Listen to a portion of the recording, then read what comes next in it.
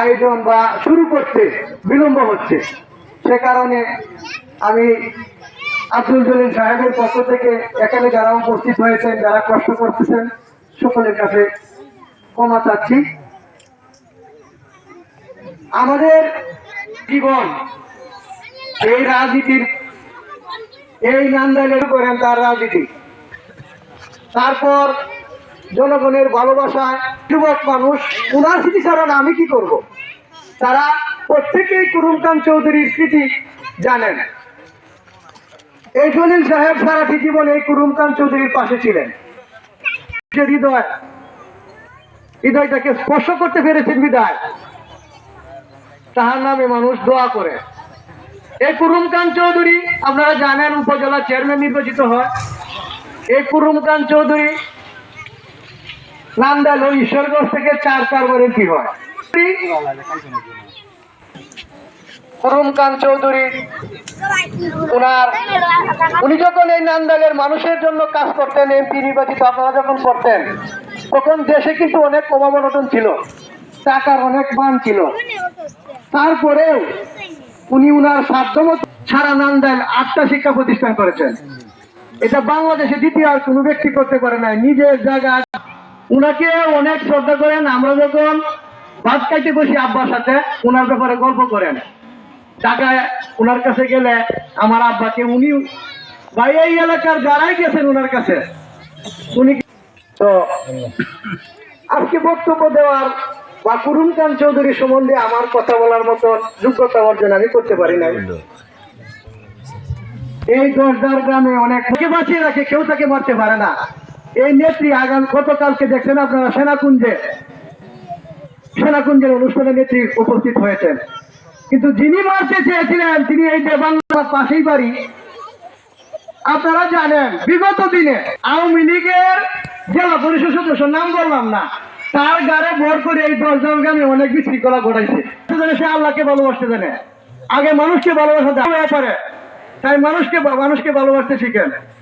যারা এই কুচুকি মহল, তারা এই ফুটবল বাড়ির নাম চাইছিল 10 গ্রামে, আমরা সবাই চিনি, আমরা তাদেরকে চিনি, তাদের কি বংশ পরিচয় আছে এটা আমরা জানি। এই ফুটবল বাড়ির নাম দিচ্ছে এই এলাকায় থাকে, তাদেরকে সাবধান করে দিতে চাই। তো এখানে মিলাদ মাহফিল অনুষ্ঠানে অন্য কথা বলতে চাই না। আমার নেতার জন্য দোয়া করবেন, নাসির খান চৌধুরীর জন্য দোয়া করবেন, দেশনেত্রী বেগম খালেদা জিয়ার জন্য দোয়া করবেন। এই বাংলাদেশ জাতীয়তাবাদী দল যিনি প্রতিষ্ঠিত করেছেন শহীদ রাষ্ট্রপতি জিয়াউর রহমানের জন্য দোয়া করবেন, আব্দুল জলিল চাচার জন্য দোয়া করবেন, রফিকুদ্দিন চাচা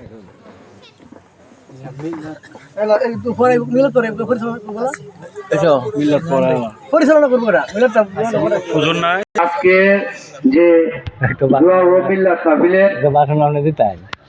আয়োজন করে আমার দাওয়াতি এলাকাবাসী সম্মানিত প্রত্যেককে আমার অন্তর থেকে সালাম জানাই।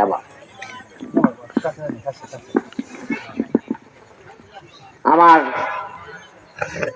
স্নেহর বাবা ভাইয়েরা সবাই আমার যারা ডাকে এসেছেন, আমার অন্য ডাকে এসেছেন, প্রত্যেকের কাছে আমরা কথা চাই আমার ওনার দোয়া করবেন, উনি যেন জান্নাত দাবি করেন।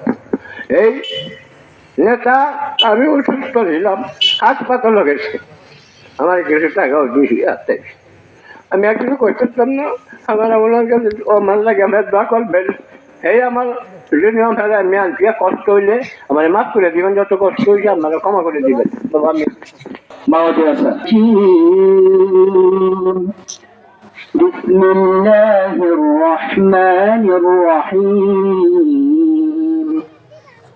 فإن عصوك فقل إني بريء مما تعملون وتوكل على العزيز الرحيم الذي يراك حين تقوم وتقلبك في الساجدين إنه هو السميع العليم هل أنبئكم على من تنزل الشياطين تنزل على كل أفاك أثيم صدق الله العظيم